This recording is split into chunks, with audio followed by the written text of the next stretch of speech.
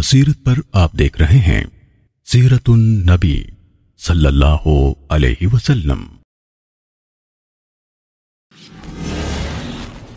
جہاد کا حکم۔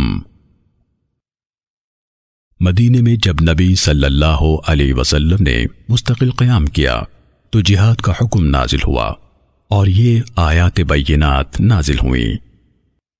اذن للذین یقاتلون بأنہم ظلموا وَإِنَّ اللَّهَ عَلَى نَصْرِهِمْ لَقَدِيرٌ الَّذِينَ أُخْرِجُوا مِنْ دِيَارِهِمْ بِغَيْرِ حَقٍّ إِلَّا أَنْ يَقُولُوا رَبُّنَا اللَّهُ وَلَوْلَا دَفْعُ اللَّهِ النَّاسَ بَعْضَهُمْ بِبَعْضٍ لَهُدِّمَتْ صَوَامِعُ وَبِيَعٌ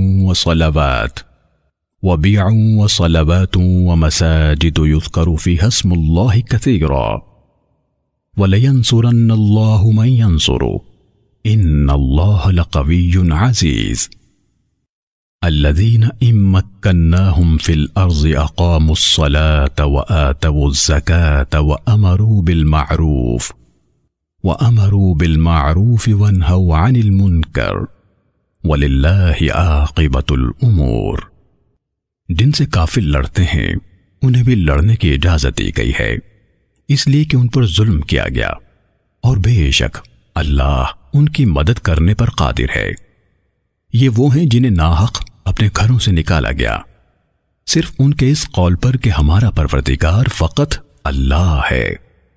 اگر اللہ تعالیٰ لوگوں کو آپس میں ایک دوسرے سے نہ ہٹاتا رہتا تو عبادت خانے اور گرجے اور مسجدیں اور یہودیوں کے معبد اور وہ مسجدیں بھی ڈھا دی جاتی جہاں اللہ کا نام بکثرت لیا جاتا ہے۔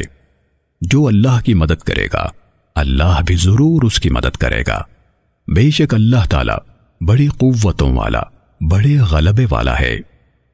یہ وہ لوگ ہیں کہ اگر ہم زمین میں ان کے پاؤں جما دیں تو یہ پوری پابندی سے نمازیں قائم کریں اور زکاتیں دیں اور اچھے کاموں کا حکم کریں اور برے کاموں سے منع کریں۔